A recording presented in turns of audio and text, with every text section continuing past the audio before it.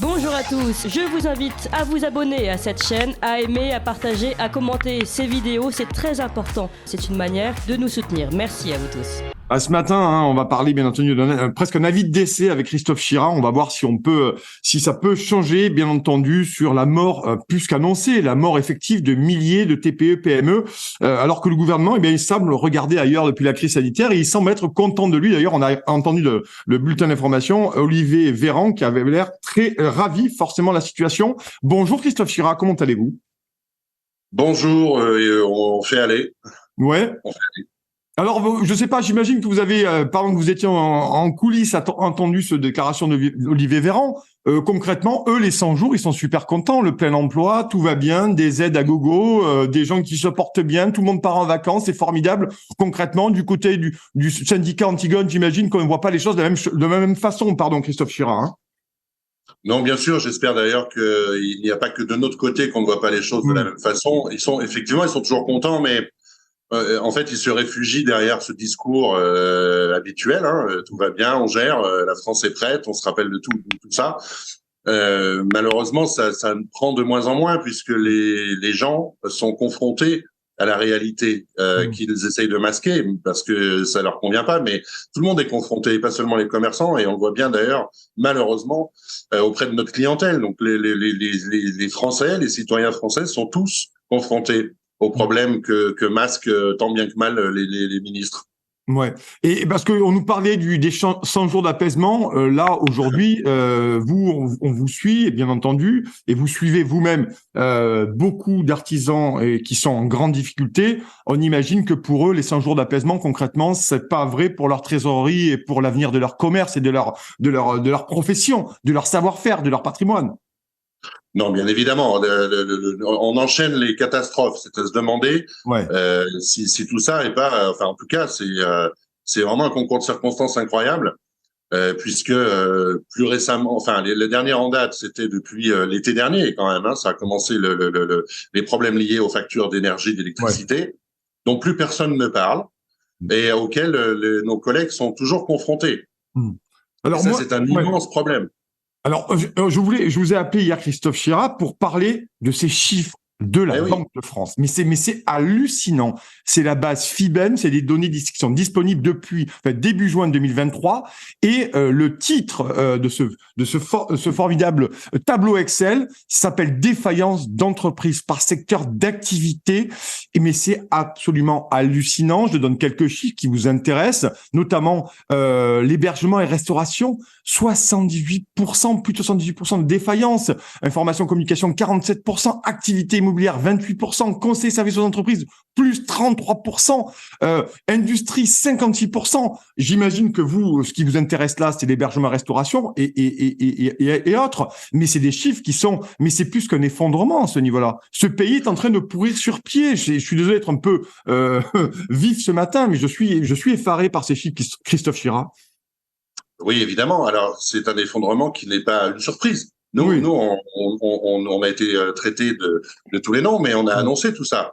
C'est mathématique. Il suffit de savoir faire des additions et des soustractions. Donc, évidemment, quand les entreprises sont confrontées, encore une fois, à toutes les catastrophes qui leur tombent sur le nez depuis maintenant, si on inclut le Covid, depuis 2020, évidemment que on peut pas s'en remettre. C'est impossible. C'est-à-dire qu'on est en train de faire fuir l'industrie en nous disant qu'on réindustrialise, ce qui est totalement faux.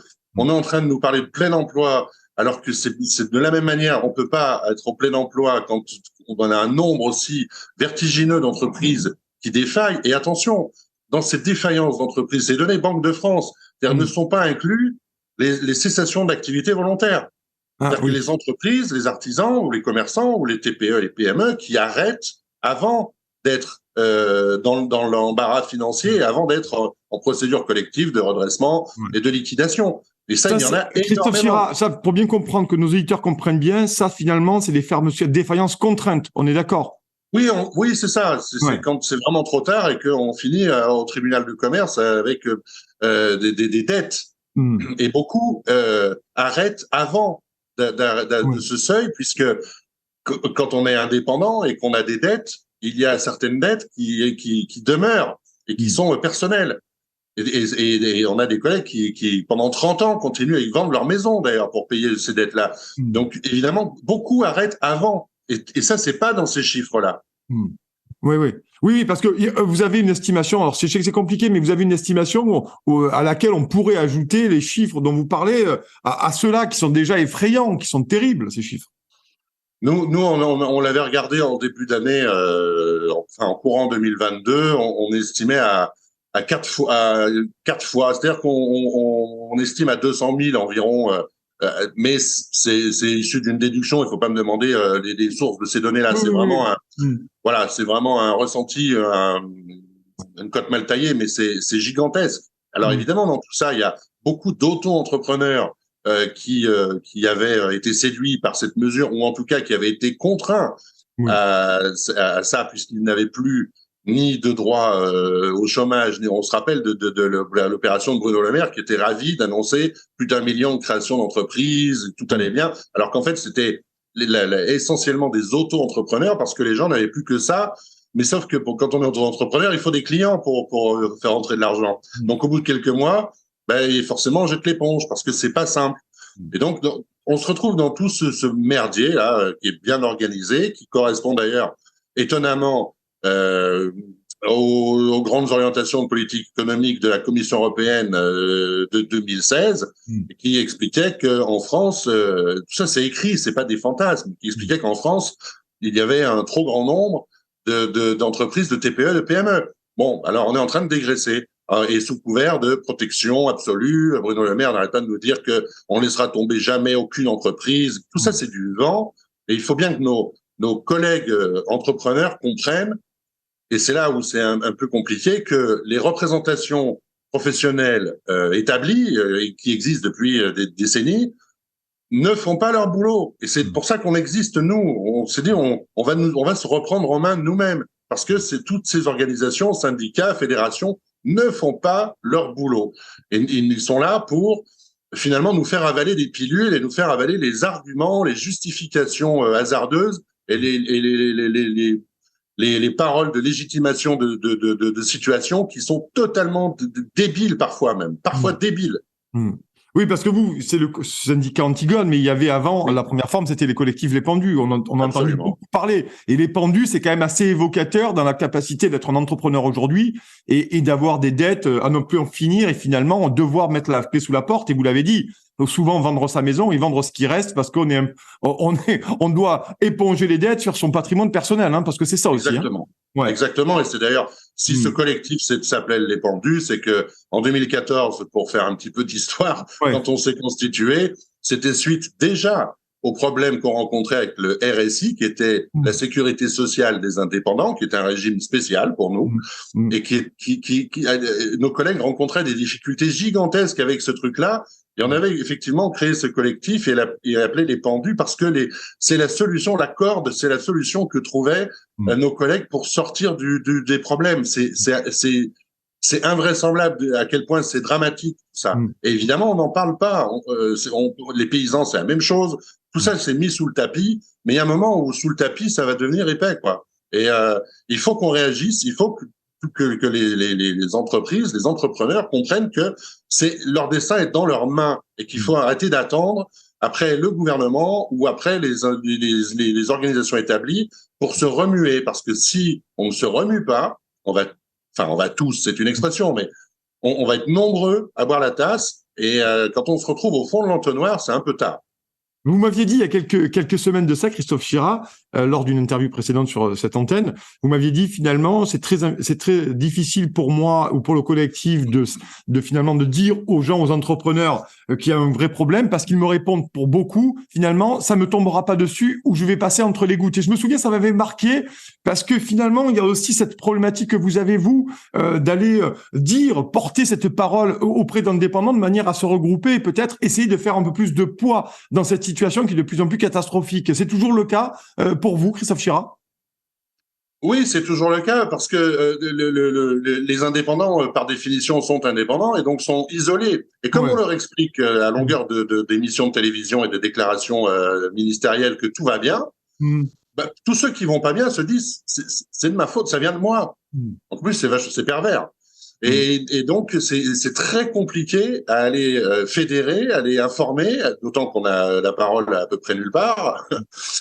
Donc, c'est difficile à aller expliquer tout ça et leur dire non, la situation, elle est pas dépendante de vous. Si vous avez 30 ans d'existence et que d'un seul coup, vous coulez en 2 mois, c'est que le problème vient pas de vous. Mais encore faut-il pouvoir l'expliquer et encore faut-il aussi leur dire on peut pas mourir sans se battre. Il faut, on a quand même un peu d'orgueil, un peu de dignité. Donc, il faut qu'on aille se battre parce que le nombre, vous savez, la puissance, c'est le nombre. Eux, ils ont le pouvoir, mais ils n'ont pas la puissance. La puissance, c'est le nombre. Et si on est nombreux, on est puissant. On est d'énormes collecteurs d'impôts. On reverse la TVA par milliards et par milliards. Tout ça, ça vaut quelque chose. Encore faut-il qu'on arrive à se mettre en ordre de marche et à être sérieux et dire stop, on arrête, on ne joue plus à votre jeu, on sort de ce jeu. Et maintenant, vous allez nous écouter, nous, au lieu d'écouter les représentants de fédérations ou de syndicats que vous invitez à manger la galette et à décorer d'une Légion d'honneur. Parce qu'on en est là. Voilà, c'est l'entre-soi des petits salons parisiens. Et pendant ce temps, je veux pas faire de populisme, mais c'est la vérité. Et pendant ce temps, les artisans, dans leur fournil ou les chefs d'entreprise dans leur bureau de PME en province, ils ont en face d'eux des facteurs d'électricité, ils ont en face d'eux de la casse parce qu'on a vu la semaine dernière comment ça s'est passé. Donc l'État est défaillant partout, et plus ils nous disent, plus il est défaillant, plus ils nous disent que tout va bien. Mais ça devient grotesque, ça devient grotesque. Donc non, nous on a décidé depuis longtemps de se battre et on lâchera jamais. Mais encore faut-il qu'effectivement on puisse être de plus en plus nombreux, sans quoi ce sera effectivement compliqué. Mais pourtant, il y a eu pas mal de manifestations en début d'année, différents collectifs, il y avait vous mais d'autres, et on s'est dit peut-être que là ils peuvent être entendus. Et puis tout ça est resté lettre morte. Et les manifestations et les actions, on a vu des boulangers qui étaient sur des ronds-points à un moment donné. Je me souviens, ça avait fait l'objet de plusieurs reportages. Et ça a rien fait. J'ai quand même l'impression que finalement les TPE, les PME et les artisans que vous représentez, ils sont toujours dans la même situation. Ça n'a rien changé. Ils le sont, et vous savez, les manifestations avortées dans l'œuf, c'est dramatique, c'est-à-dire que c'est un contre-productif. Quand on organise une manifestation, j'ai aucun problème à en parler puisque j'avais alerté. Quand on organise une manifestation dont on est sûr qu'elle va être catastrophique de par son organisation, de par son parcours et de par la manière dont elle est gérée, c'est tout ce qu'il faut pour finalement démotiver ceux qui ont fait l'effort de s'y rendre. Et donc, on rend les gens résignés, fatalistes, et ils se disent, alors c'est difficile de mettre des gens dans la rue. Nous, on l'avait fait en 2015, on avait réussi à mettre... Emmanuel Macron est quand même bon comme organisateur de manif. C'est quand même un bon pourvoyeur de manifestation, Emmanuel Macron.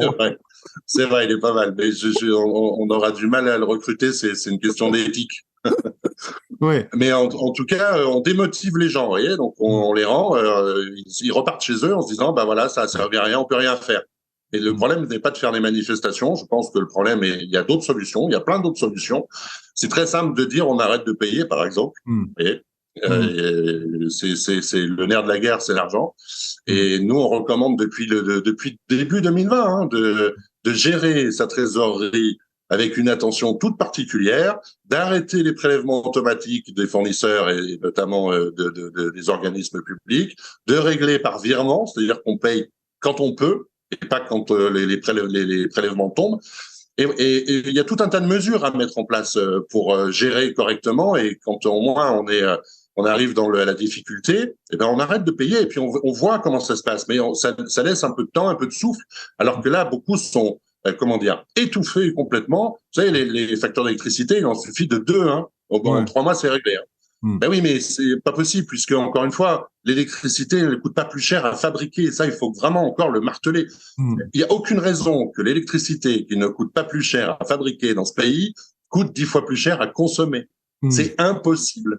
Donc c'est une supercherie gigantesque. C'est une arnaque absolue. C'est un hold-up. Et il faut que les gens en aient conscience et qu'on bouge et qu'on se remue contre ça. Parce que c'est très simple. C'est une arnaque. On se demande comment c'est légal cette histoire de marché européen d'électricité d'ailleurs. En tout cas, il y a de quoi. On a des propositions à faire, on a des solutions. Encore faut-il qu'on soit nombreux. Oui, bien sûr, bien sûr. Alors, on voit bien le déni de réalité, on comprend bien dans votre discours, hein, Christophe Chira. Je rappelle, vous êtes responsable du syndicat Antigone.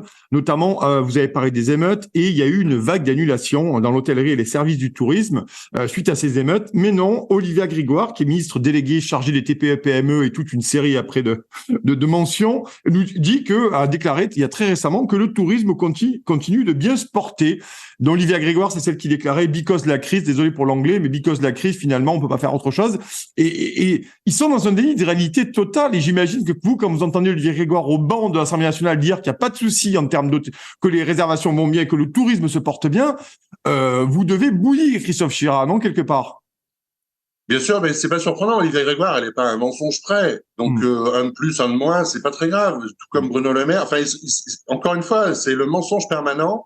Le déni, oui, si on veut, mais en tout cas, c'est un déni conscient. Hein. Ouais. Donc, c'est du mensonge et de la manipulation à ce stade. Donc, bien sûr, mais qu'est-ce qu'ils peuvent dire d'autre? Ils peuvent pas nous expliquer que oui, c'est vrai que il y a eu 25% d'annulation de réservation. Ils peuvent pas, sinon tout se casse la gueule. Donc, ils mentent. Mais Olivia Grégoire est une spécialiste. Elle ment d'ailleurs très mal. On relève la plupart de ces mensonges et on les diffuse. Mais et on rêve de l'avoir en face de nous un jour lors d'un débat public, parce que il va falloir les confronter à leurs mensonges, ces gens, un jour. On va les confronter à leurs propres déclarations, parce que ça va bien. Nous, on joue avec notre argent à nous. On a pris le risque de mettre souvent toute notre vie sur la table pour créer nos affaires, et on peut pas laisser s'effondrer ça en 2 mois ou 3 mois parce qu'on a des responsables qui nous poussent dans le précipice. C'est impossible. Donc vous, c'est pas que de l'incompétence finalement, la politique menée, la politique économique de Bruno Le Maire notamment, enfin, et d'Olivia Grégoire. Pour vous, il n'y a pas que de l'incompétence là-dedans? Mais non, ils sont au contraire parfaitement compétents. C'est-à-dire qu'ils passent pour des incompétents pour que si vous voulez, l'attention se porte sur leur personne et pas sur ce qu'ils font. Alors qu'en fait, ce qu'il faut regarder, c'est ce qu'ils font.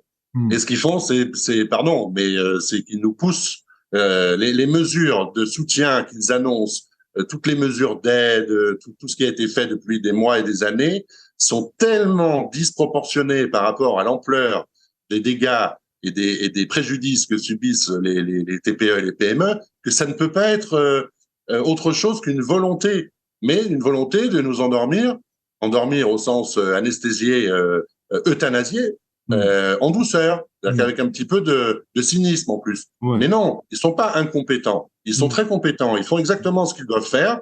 Ça aussi, il va falloir l'accepter un jour ou l'autre et le comprendre et l'admettre. Et quand on part d'ailleurs de ce principe et qu'on regarde les choses avec ce prisme, tout prend du sens, hein, tout s'explique. Donc non, ils sont pas du tout incompétents. Ils transfèrent les problèmes sur leur personne pour éviter qu'on parle de ce qu'ils font, alors que nous, on s'attache à ce qu'ils font. Et quand on regarde ce qu'ils font, c'est dramatique.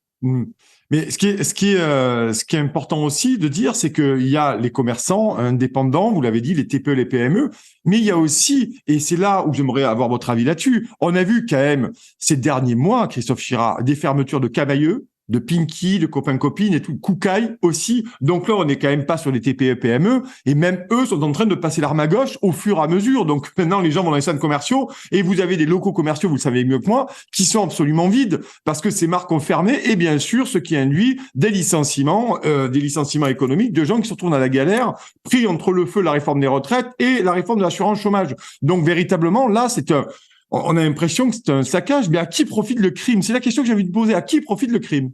Si crime il y a, bien sûr. Hein. Ben oui, absolument. Ben, on dit follow the money, mais il faut suivre l'argent, effectivement, voir comment se déroulent ensuite les procédures de liquidation. Mais oui, le mal grignote par le bas et remonte petit à petit. Donc, bien sûr, on va voir de plus en plus d'entreprises. On a vu Courtepaille qui vient de se casser la gueule. Voilà, on va voir de plus en plus d'entreprises qui étaient un tout petit peu justes ou en difficulté. Bah, ça va les achever assez vite.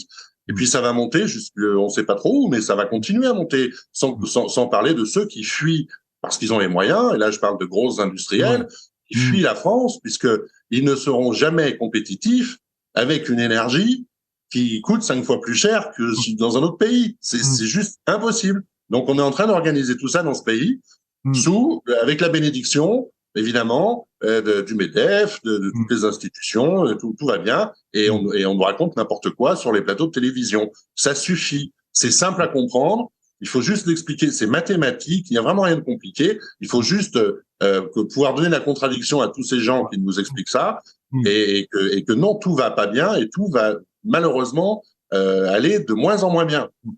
En tout cas, c'est pour ça qu'on vous a invité ici, Christophe Chira, sur Ligne Droite ce matin. Vous êtes responsable du syndicat Antigone. On vous souhaite une excellente journée. On vous souhaite beaucoup de courage ainsi qu'à vos adhérents. Merci beaucoup, Christophe Chira. Bonne journée à vous.